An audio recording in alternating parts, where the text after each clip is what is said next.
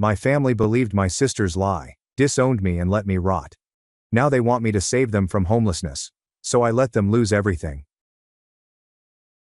Before I get into the meat of this episode, you should understand where I'm coming from. I, a 28-year-old male, grew up in what I thought was a stable family, upper-middle-class area in Chicago's suburbs. My parents appeared to have it together, at least on the surface.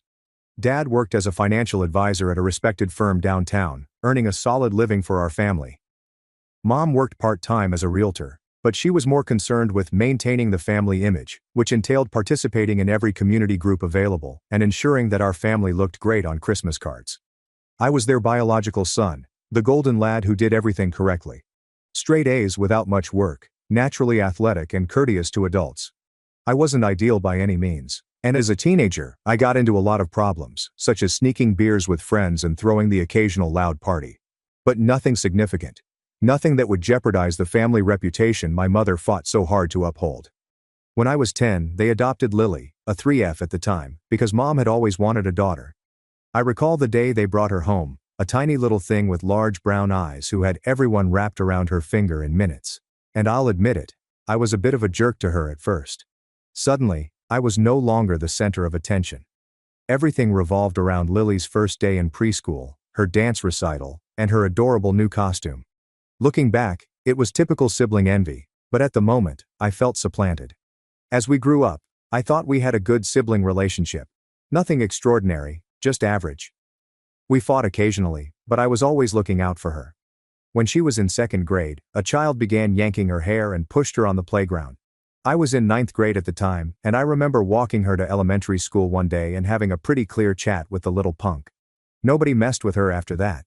I even taught her basic self-defense techniques, such as how to throw a proper punch if absolutely necessary. I was her older brother, you know. By my senior year of college I was crushing it. Captain of our Division II baseball club, with promising possibilities for minor league baseball. Had a 3.85 GPA in business administration and a minor in finance. I had a strong set of pals, the type of guys who would help you move or pick you up at 3 a.m. Suppose your car broke down. I spent a lot of time in the gym, and I had been lifting seriously since high school. By college I was in the best form of my life, bench pressing 315 for repetitions, squatting 405, and deadlifting 495. Everyone strives for that V-taper, which features broad shoulders, a small waist, and noticeable abs all year.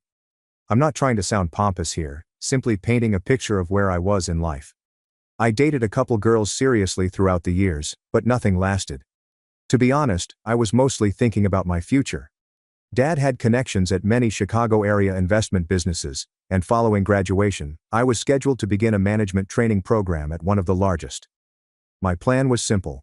Graduate high school, maybe play baseball for a few more years if I had the opportunity, and then pursue a career in finance. Eventually, meet the proper girl, marry, have children, and live the American dream. That was the plan anyway. By then, Lily was 15 years old and a sophomore in high school. She'd developed into this artistic theater kid who was usually in a school play and overly overreacted to everything. But that's what teens are like. She has her own friends and life. When I came home from college on breaks, we'd get together for supper and catch up on usual sister stuff. Or so I thought. Looking back, there were signals I overlooked, such as her jealousy when Mom and Dad bragged about my baseball accomplishments, her tiny remarks about how easy I had it, and her tendency to make up intricate stories about things that happened at school that couldn't possibly be genuine. But hindsight is 20/20, right? It was a Tuesday in October during my senior year. I just concluded a terrible session in which coach worked us into the ground after we lost a weekend series to our main rivals. My legs felt like jelly, and my shoulder was sore from too many bullpen sessions, but in a nice way. Like you pushed your body to its limits, and it replied. I took a shower, dressed into pants and a hoodie, and checked my phone on the way out to my truck, which was the F-150 my parents had helped me buy for my 20th birthday. Holy 37 missed calls, 54 texts. Messages from family members and friends included phrases like, "You sick, how could you," and "You're dead." My heart began beating quickly. My first assumption was that somebody had died, either grandma or grandpa. I dialed Dad immediately. "What the hell is going on?" I inquired. When he responded, his voice was icy frigid, which I had never heard before. "Get your ass home now, don't you dare go anywhere else." Then he hung up. I stopped in the parking lot, staring at my phone, trying to figure out what was going on. I called Mom and she answered. I called my best friend from high school, who still lived near my parents, and he didn't answer either. It was as if everyone had just decided I was radioactive. I drove the 20 minutes home in a haze, my stomach in knots the entire time. NPR was on the radio, but I couldn't hear a word they were saying. When I pulled into the driveway, I saw my Uncle Mike's vehicle and several other cars. Uncle Mike, my father's younger brother and a construction contractor with a temper, had never warmed up to me. Before I could get out, Uncle Mike raced at me from the front porch, wrenched open my truck door, grabbed my shirt and pushed me against the side of the truck. "I'm going to kill you," he yelled, inches from my face. His spit touched my face, and I could smell alcohol on his breath. His eyes were wild, unlike anything I had ever seen before. I could have easily broken free. Mike was 50 and out of shape, and I was a 22-year-old athlete in my prime, but I was too stunned to respond. Dad and my other uncle Steve pushed him away from me. "Inside, now," Dad said, without looking me in the eyes. I stepped up the front stairs and entered the living room. It was packed. Mom was sitting on the couch, her eyes red and swollen from sobbing. Both sets of grandparents were present, looking dismal. Aunts, uncles, and even close family friends. And Lily, my sister, was curled up against Grandma, sobbing into her shoulder. When I walked in, the place went completely silent. Everyone stared at me with dread and disdain, which made my blood run cold. "What the hell is going on?" I shouted, scanning the room for any clues as to what was happening. Mom looked up, her face twisted with fury and loathing, which I had never seen before. "How could you? Your own sister." "What are you talking about?" I asked, seeking around for an explanation. Dad moved forward, his normally cool attitude as a financial consultant gone. He seemed to want to tear me apart with his bare hands.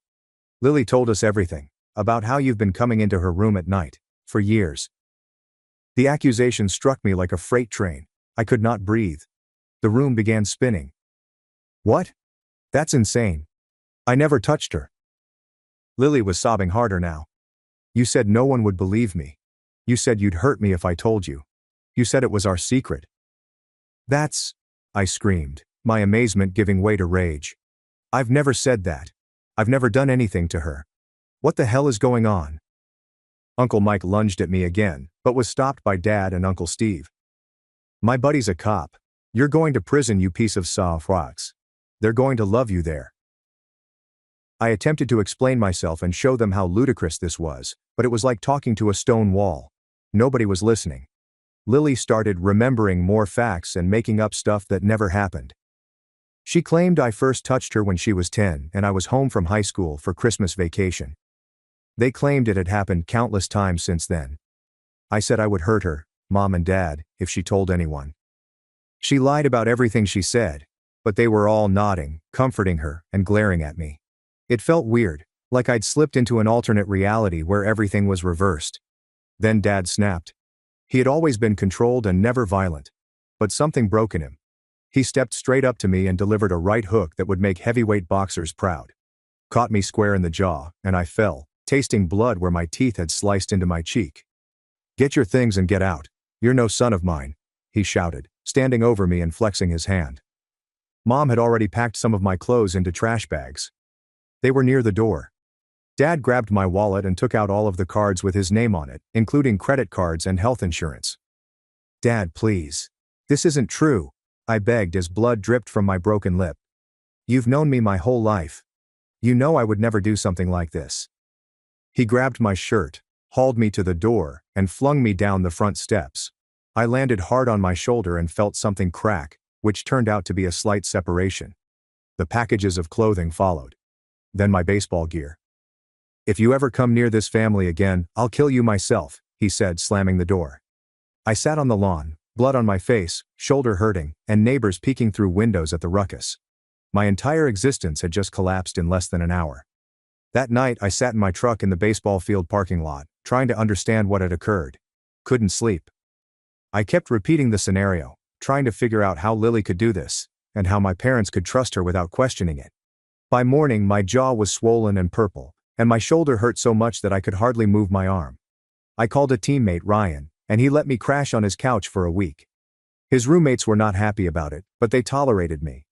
I tried calling, texting and emailing everyone in my family, grandparents, aunts, uncles, cousins, and folks I'd known all my life. No responses. Except for one message from Dad. Contact us again and I'll file a restraining order. You are no longer alive for us. Ryan tried to help. Dude, you need to go to the police. File a report about your dad hitting you. Get ahead of this thing. But I could not. Something inside of me refused to realize that this was actually happening. I kept expecting my folks would come to their senses and see how absurd it was. And honestly, I was terrified. What if Lily did not back down? What if they believed her instead of me? How would I prove in the negative that I did not do something? 2 weeks later, I received an email from the university. My tuition payment for the semester was late. My parents had canceled the midterm. I went to the financial assistance office and tried to secure an emergency loan. But without a co-signer and with little credit history, I was screwed. I had to lower the majority of my classes to part-time status so that I could work full-time to afford even that. Coach was understanding at first and allowed me to stay on the team. But I missed so many practices due to my new job as security at a bar that I seldom played. My grades plummeted. Went from dean's list to barely passing. Friends began avoiding me because stories were flying. Someone in the family told someone, who then told someone else. You know how it goes. Nobody branded me a predator in front of me, but I noticed how people looked at me. How discussions paused when I entered rooms, and how girls would move away if I sat next to them in class. 4 months later, my truck broke down. The engine block has cracked. There are thousands to repair. Could not afford it. I lost my delivery work, which I had picked up on top of the bar security gig. I was evicted from the rundown apartment I shared with 2 other guys because I couldn't afford to pay the rent. I started sleeping in the baseball team's equipment shed after Coach gave me the code. Taking a shower in the locker room. I'm eating 1 meal per day at the cafeteria with the last of my meal plan. Coach spotted me there one night in February. It was below zero outdoors, and I was dressed in 3 hoodies and a sleeping bag, using my duffel bag as a cushion. Instead of getting angry, he sat down next to me on the floor. Son, what the hell happened to you? He inquired, his tone genuine and concerned. I told him everything, the accusation, my parents' reaction, being cut off, I'm losing my truck, the apartment. He was the first person to actually hear the entire story. When I finished, he did not accuse me of lying. He did not say he believed me either. Just nodded and sat in silence for a minute. You can stay here until the end of the semester. After that, I'll help you figure something out. The following day, he brought me a space heater and a good air mattress. He started inviting me to dinner at his house once a week. His wife would always pack leftovers for me to take home. It was not much, but it was something. Someone cares. I finished the year with a 2.1 GPA and just avoided academic probation. But I was finished with baseball. The fire was out. Coach set me up with a summer job at a wilderness program for troubled kids in Colorado. It's ironic, right? However, it paid cash, gave shelter in a staff cabin, and kept me nourished. That fall, I did not return to school. Stayed in the wilderness program and became a full-time guide. Spent days hiking mountains and teaching survival skills to wealthy children whose parents had no idea what else to do with them. I rebuilt myself physically. Carrying 50-pound loads up mountains, chopping wood and erecting shelters were all physically taxing tasks. Gained 15 pounds of pure muscle in 6 months. At night, I'd get blackout drunk with the other guides. On days off, I experimented with anything I could get my hands on, including cannabis, LSD, mushrooms, and coke. Wasn't cautious. Didn't care. I was attempting to numb myself to the knowledge that my former life had vanished forever. After a guide died in a climbing mishap that I could have avoided if I hadn't been nursing a hangover, the program director approached me. Jake, you're one of our best guides. When you're on, the kids respect you. You know you're Salman in the field. But you're a liability when you're like this. I can't have you responsible for kids' lives when you're self-destructing. I got fired the next day. I spent the next year living in my new beater car, a 1998 Honda Civic that I purchased for $1,200 cash. I worked whatever jobs I could find, including bar bouncer, event security, day labor, and construction. Any position where I could exploit my size and no one asked too many questions about my past. I avoided women entirely. I avoided families. I would literally walk out of a restaurant if a child sat too close to my table. The worry of being implicated again was crippling. I had nightmares about being in prison and other inmates finding out what I was there for. I'd wake up in a cold sweat with my heart thumping so hard that I believed I was having a heart attack. One night, I worked security at a college pub in Fort Collins. I recognized a man from my old university who had played football while I was there. He recognized me too. He began informing his friends about who I was and what I was accused of doing. By the end, they were all looking at me and making comments loud enough for me to hear. Predator. Sick. Someone should teach him a lesson. I tried to ignore it. I did my job. At 2 a.m., I escorted the remaining guests out and was walking to my car when I jumped into the parking lot. 3 guys from earlier, they had been waiting. They called me a pedophile and a predator. They said they'd make sure I couldn't hurt anyone else. I fought back. Landed some solid punches. Definitely broke one of the guys' noses. But it was 3-on-1, and they had the element of surprise. I ended up with 3 broken ribs, a cracked eye socket, a dislocated shoulder, and a concussion. The guy with the fractured nose must have freaked out since they rushed away when a car pulled into the parking lot. The driver contacted an ambulance. I spent 2 nights in the hospital and was released with nowhere to go, no health insurance, and a $17,000 medical bill that I couldn't pay. The medications they offered me scarcely relieved the ache. I couldn't work because of my injuries. I slept in my car in Walmart parking lots, taking sponge baths in gas station facilities when I could lift my arms. I decided I was finished. Just finished. It was raining during the middle of the night. I traveled to an old bridge outside of town that was high enough for leaping. Parked my Civic, strolled to the center, and climbed over the railing. My ribs screamed in pain with each movement. I'm not sure how long I stood there for. Rain soaked me as I stared down at the black lake. I had my phone in my hand. No texts or phone calls for 3 years. My family maintains complete quiet. Nobody was coming to save me. Nobody cared if I lived or died. Bit cold for a swim, don't you think? The voice scared me so badly that I nearly slipped. I gripped the railing with my good arm, anguish coursing through my fractured ribs. Turned to see an elderly man in his 70s standing there in a raincoat, holding a fishing rod. Go away, I murmured, my voice trembling. Can't do that, son, he said calmly, as if we were having a regular talk on a beautiful day.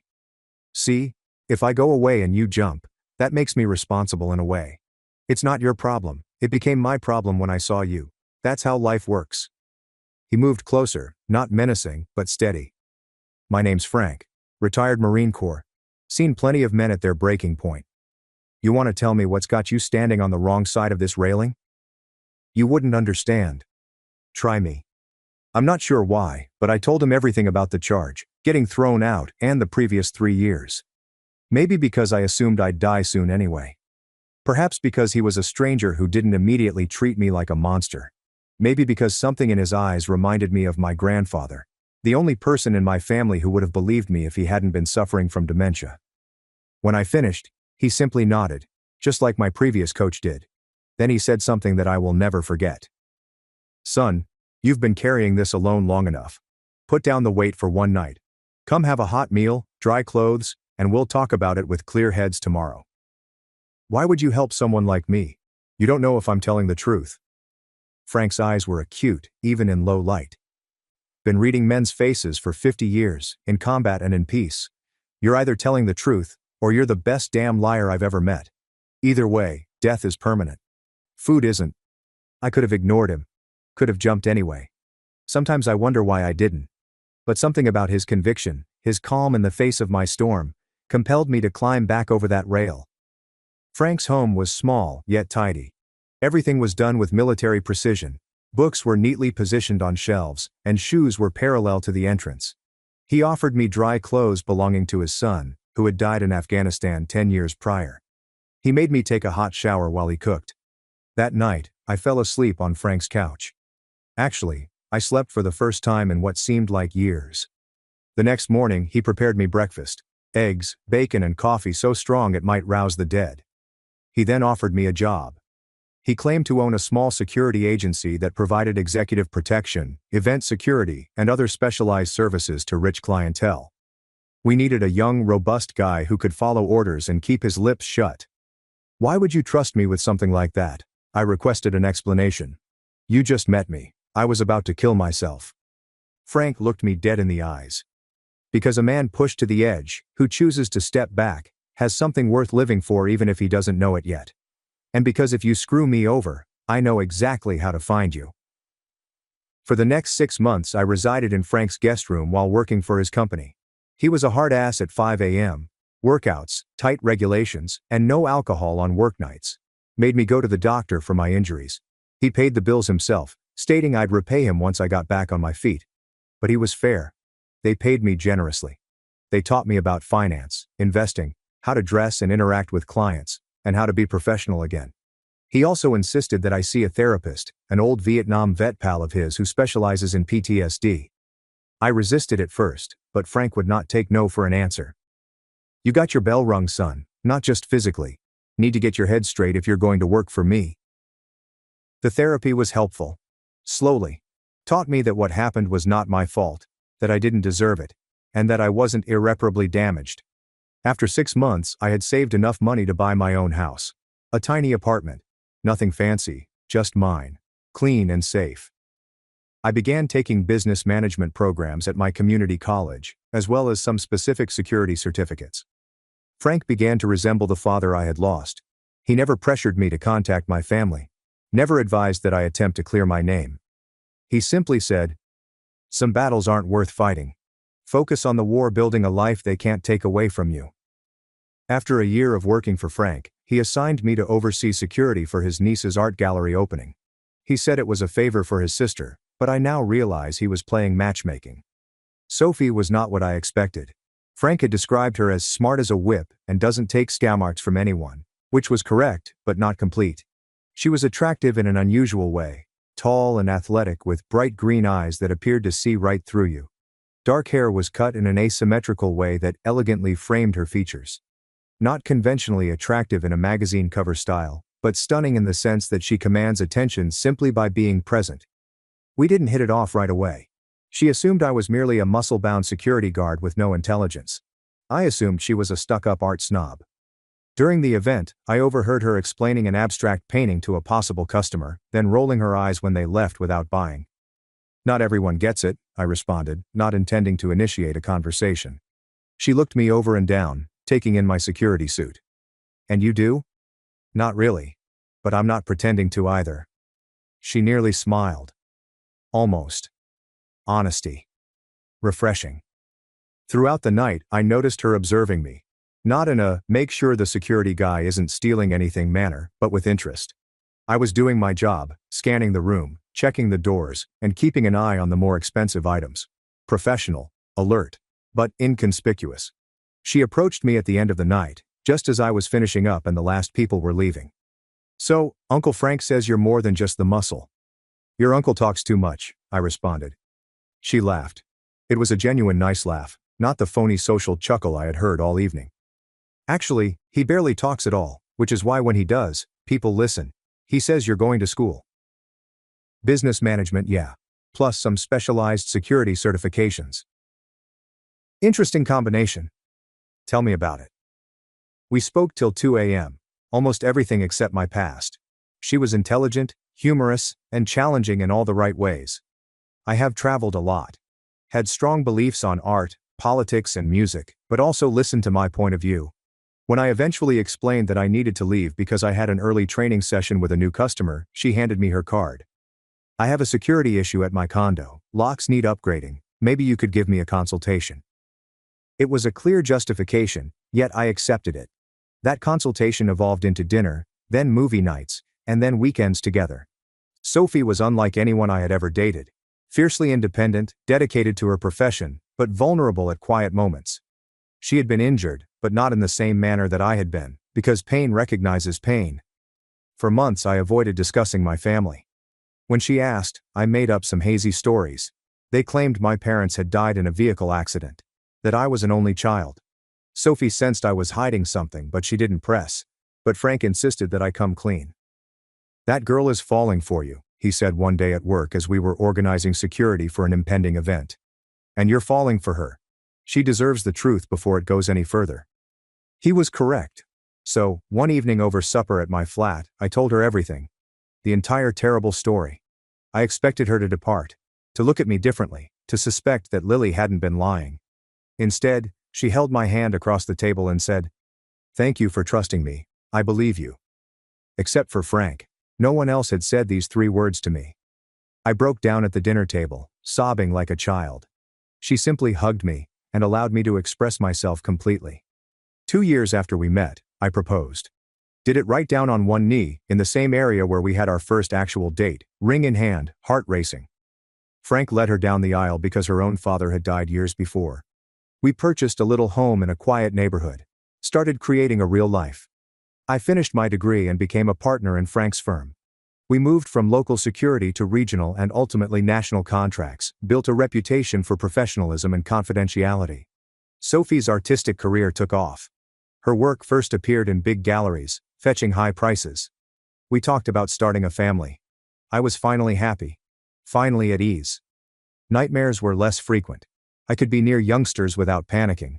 I even reunited with a couple old college pals who contacted out after hearing pieces of the true story from common acquaintances.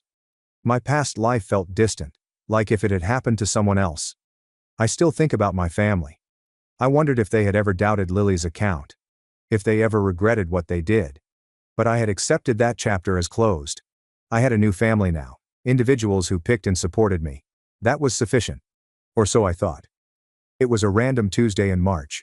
I was in my office studying security protocols for an upcoming client event with a billionaire tech CEO who was visiting for a conference and needed discreet security. My assistant buzzed me on the intercom. "Sir, you have a call on line 1. Woman wouldn't give her name but says it's a family emergency." My first thought was Sophie, or Frank. "Put her through." I took up the receiver. "Hello, this is Jake," is definitely not my true name. Silence. Then a sob. "Jake, it's Mom." My body became frigid. I hadn't heard her voice in 7 years. I wanted to hang up. I wanted to shout. Instead, I just said, "What do you want?" "Please don't hang up," she begged. "We need to talk to you. It's important." "We haven't spoken in 7 years. Nothing could be that important." My voice sounded icy. Lily confessed. She lied about everything. She made it all up. The world came to a stop. 7 years of suffering. I'm talking about starting over. About dreams, panic attacks, and therapy. All due to a falsehood. I knew it was a lie, but hearing her acknowledge it. "Jake, are you there?" I hung up. I walked out of the office. I told my assistant to cancel my meetings and drove to Frank's house. After I told him, he simply nodded and said, "What do you want to do?" "I don't know." "Yes, you do. You just don't know if it's the right thing." He was correct. Part of me wished to ignore them. Keep them out of my life permanently. Another segment required answers. I needed to hear the truth spoken directly to my face. Sophie felt the same way when I told her that night. "You need closure," she explained. "But whatever you decide, I'm with you. And Jake, this doesn't change anything between us. I'm still here, no matter what." For 2 weeks I ignored the calls and texts that began to come in from Mom, Dad, and even relatives who had cut me off years before. I talked it out with my therapist. Yes, I've got one. Not embarrassed to confess it. Finally, I knew I had to confront them, only on my terms. I texted my mother, a public place. Coffee shop on Main Street. Sunday. 2 p.m. "It's just you, Dad, and Lily. I'll have folks with me. Only one chance." Sunday came. Frank insisted on coming as backup. Sophie was by my side, holding my hand so tightly that it almost ached. We arrived early. I took a table in the corner so that I could see all of the entrances and exits, an old security habit that never goes away. My stomach was knotted. Part of me still expected them not to appear, or that this was some sophisticated ruse. Sophie continued to check on me, her eyes filled with anxiety. "We can leave any time, okay? Just say the word." They came precisely at 2 o'clock. Mom seemed older than I remembered. Hair is grayer than brown now, and the face is creased with worry. Dad had lost so much weight that he appeared emaciated. His costly clothes were replaced with khakis and a worn-out button-down. Lily, now 22, appeared very different from the teenager I recalled. Her face was slimmer. Her eyes were downcast. She lacked her usual theatrical flair. When Mom spotted me, her eyes welled up with tears, and she ran forward, arms wide for a hug. I took a step back, placing Sophie somewhat between us. "Sit." No one spoke for what seemed like minutes. Eventually, Dad cleared his throat. "Son, I'm not your son," I interrupted him. You made that very clear 7 years ago. Now talk. Why am I here? Mom began crying. Dad seemed broken. Lily was still staring at the floor. 3 months ago, Dad said, his voice tight. Lily called a family meeting. She said that she had lied about everything. I looked at Lily. Look at me. Slowly, she raised her eyes, which were crimson from crying. Why? My voice didn't sound like mine. She drew a hesitant breath. I was jealous. You were a perfect son. Everyone adored you as a star athlete and astute thinker. Mom and Dad gave you everything. I wanted them to love me more and pay attention to me. So you accused me of something that could have landed me in prison? Destroyed my whole life? The anger that I thought I had dealt with years ago returned. I didn't think it would go that far, she muttered. I figured they'd simply be furious with you and possibly ground you. But then everyone began asking questions, and I couldn't take it back. And then it just kept going. Everyone was extremely sweet to me, giving me things and making me feel special. I wasn't sure how to stop it. And you too? I looked at my parents. You kicked me out without even listening to me. Without proof. Dad attempted to explain. We believed we were protecting her. She was our little girl. And I was your son. I slapped my hand on the table, and the entire coffee shop became silent. The people at neighboring tables tried not to hear, but they were all ears. I wasn't even home for the 4th of July weekend, she claimed. I was at a baseball tournament in Denver, and there were pictures all over social media. Did you even check? Mom placed her palm over her mouth. Dad became pale. You know what happened after you threw me out? My truck broke down. I lost my apartment. I slept in the baseball equipment shed. I almost died from exposure, from being beaten up by people who heard rumors. I stood on a bridge, ready to jump, because the family who was supposed to love me believed the worst without a single question. I took out my phone. I showed them images of myself with a black eye and a split lip from the bar brawl, me appearing gaunt during my homeless period, and my hospital documents from the beating. I was your son. My voice broke. Sophie squeezed my hand. Frank put his hand on my shoulder to ground me. We're very sorry, Mom wept. We made a terrible mistake. We want to make it right. Make it right? I chuckled, but it wasn't funny. How exactly do you plan to do that? Give me back 7 years of my life? Erase the nightmares? Undo the trauma of being homeless, of being beaten, of standing on that bridge ready to die? Mom was sobbing non-stop now. Dad appeared to have aged 10 years within the last 5 minutes. We want you to come home, Dad continued, his voice barely audible. We want our family back together. That is not going to happen. I already have a family. I looked at Sophie and Frank. People who actually stood by me. Lily eventually spoke up. There's something else you should know. She explained how, following her confession, everything changed. My parents had cut her off financially, sold the automobile they had purchased for her 16th birthday, a BMW, while I was sleeping in my truck. She had to drop out of her pricey private university and work in retail while attending night classes at a community college. Dad's business had deteriorated as a result of some bad investments, and they were forced to downsize from their large house to an apartment. Mom's social standing in the town was damaged when word spread about Lily's deception. We need your help, Jake, Mom acknowledged, finally appearing embarrassed. Your father's business is struggling. We're going to lose the condo. Lily can't afford to continue school. We've had to sell almost everything. So there it was. They did not want forgiveness. They wanted money. I began laughing. I couldn't help it. Let me get this straight. You destroy my life, disown me, leave me homeless. And now that I've managed to build a successful life despite you, you want me to bail you out? We're family, Dad murmured softly. We're not. I stood up. You made your choice 7 years ago. Now you can live with it. Please, Lily implored, tears running down her cheeks. I know I don't deserve forgiveness, but Mom and Dad shouldn't suffer for my mistake. You're right. They should suffer for their mistake. I looked at my parents. I forgive Lily. She was a child who made a terrible choice. But you two were adults who should have protected both your children. Instead, you threw one away without a second thought. I placed money on the table for our coffee. As we were leaving, Mom grabbed my arm.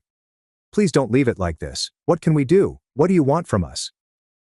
I gazed at her for a long time. I want you to remember how it feels to have everything taken away. To feel helpless. To have no one believe in you. Maybe then you'll understand what you did to me. Sophie, Frank and I walked out. As we approached the automobile, Frank squeezed my shoulder. Proud of you, son. That happened 2 years ago. I learned via mutual acquaintances that my parents lost their condominium. Dad currently works in a big box shop. Mom cleans homes. Lily dropped out of school entirely and relocated to another state. Sometimes I consider reaching out. Sophie says that would be the final step in my healing forgiveness, not for their benefit, but for my own. Frank says it's my decision, and he'll support me anyway. For the time being, my primary focus is on my own family. Sophie is pregnant with our first child. We are expanding the security firm to 3 more states. Create something real that cannot be taken away. Edit 2. To answer some popular questions, yes, I contemplated filing charges against Lily for false claims, but the statute of limitations in my state has expired. No, I don't feel horrible about not supporting my parents financially. They made the bed. And, yeah, Sophie is doing well with her pregnancy, thanks for asking. Edit number 3. Many of you think I should aid Lily because she was only a child when this happened. Maybe you are right. But she was 15, not 5 years old enough to understand what she was doing. She let me suffer for 7 years before coming clean. That being said, I might contact her someday, simply not ready yet. Edit 4. For those wondering if I'll let my parents meet their grandchild, I honestly don't know. Will they be in the delivery room? Absolutely not. Will they ever babysit? Hell no. But maybe supervised visits eventually, when I'm confident they won't poison my child against me with further falsehoods, and only if they have significant therapy and accept full responsibility. Edit 5. Some are calling this report a hoax. Whatever, believe in everything you want. Why would I make something up? I came here to process and perhaps help others who have been wrongly accused, not for internet points. Edit 6. Thank you to everyone who shared their comparable experiences in the comments. It helps knowing that I'm not alone in this. And to the person who asked why I don't hate all women anymore. I'm not an incel who believes that one person's acts define the entire gender. In case you didn't realize, my wife is a woman.